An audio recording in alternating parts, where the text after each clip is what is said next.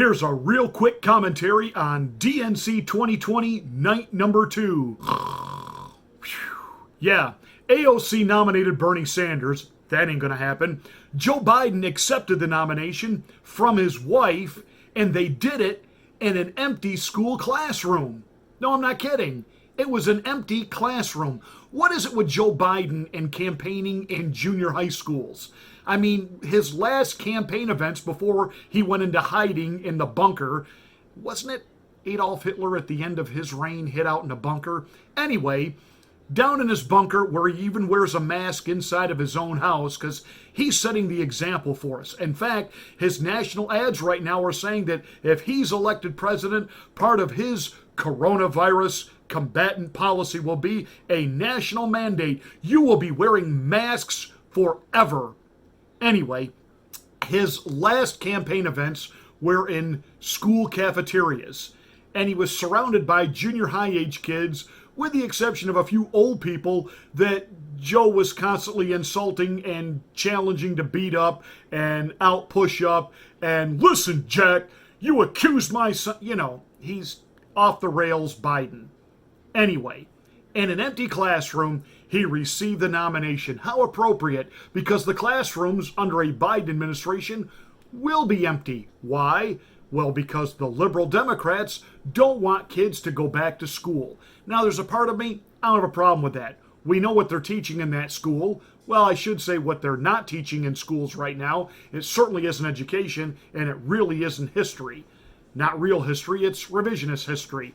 They've turned public schools into government schools. They are nothing more than indoctrination centers. So as far as I'm concerned, they could stay closed forever. But there, his influence, yielding it on the next generation in an empty classroom.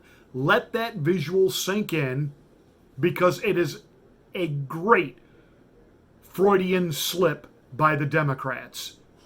They're letting you know, they're admitting that just like classrooms across the country are empty, so is Joe Biden's candidacy.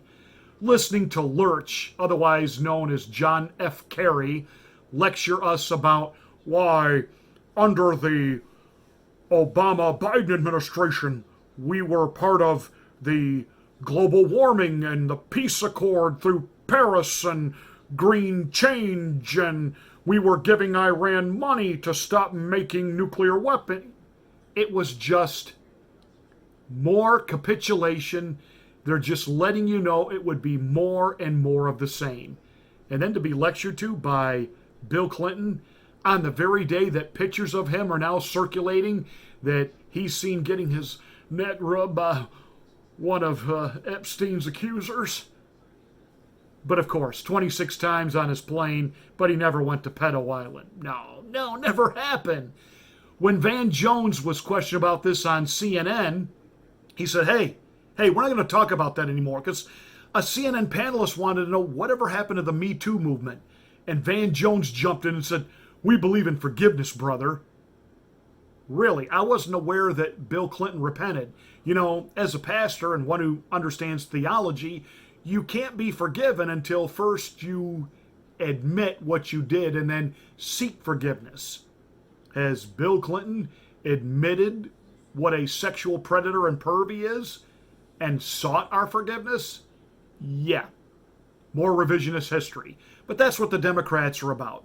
Empty classrooms, empty promises, empty rhetoric.